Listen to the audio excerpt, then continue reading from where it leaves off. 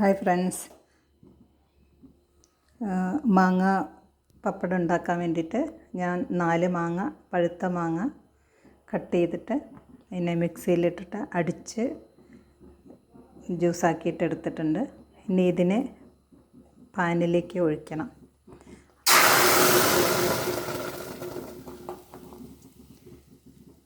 എന്നിട്ട് ഇത് നന്നായി കട്ടിയായിട്ട് ചൂടാക്കിയെടുക്കുക. എന്നിട്ട് പ്ലേറ്റിൽ ഓയിൽ എന്തെങ്കിലും തേച്ചിട്ട് കനം കുറഞ്ഞ് പരത്തി വെയിലത്ത് വെച്ച് ഉണക്കിയെടുത്ത് കഴിഞ്ഞാൽ കട്ട് ചെയ്തിട്ട് നമുക്ക് എപ്പോൾ വേണമെങ്കിലും അത് ഉപയോഗിക്കാം. ചൂടാക്കിയെടുക്കാം. ഇത് നന്നായി കുറുകുന്നത് വരെ നമ്മൾ ഇളക്കണം. നന്നായിട്ട് കുറുകി വരുന്നത് വരെ ഇളക്കിക്കൊണ്ടിരിക്കുക. അത് കഴിഞ്ഞാൽ കുറുകിയതിന് ശേഷം നമുക്ക് പ്ലേറ്റിലേക്ക് മാറ്റാം. നന്നായി കുറുകി വരുന്നുണ്ട്. നമുക്ക് കുറച്ചുകൂടെ അത് ഒന്നുകൂടി നന്നായിട്ട് കുറുകട്ടെ. അതുവരെ നമുക്ക് ഇളക്കാം. ഇത് നല്ല കുറുകി കട്ടിയായിട്ടുണ്ട്. ഇനി നമുക്ക് തീ ഓഫ് ചെയ്യാം. ഇതിനെ ഒരു പ്ലേറ്റിലേക്ക് നമുക്ക് ആക്കാം.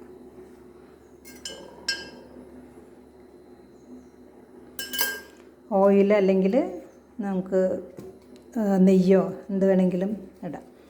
അത് എടുത്താൽ കിട്ടാൻ വേണ്ടിയിട്ടാണ്. അപ്പോൾ ഇത് നമുക്ക് കുറച്ച് ഓയിൽ ഇങ്ങനെ അപ്ലൈ ചെയ്യാം.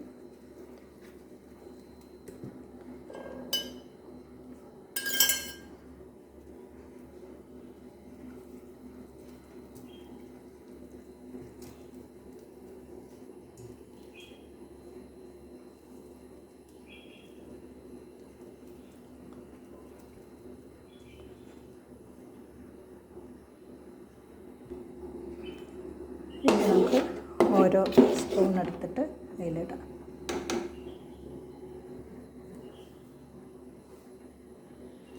നന്നായിട്ട് കട്ടി കുറച്ച് പരത്തിയെടുക്കണം.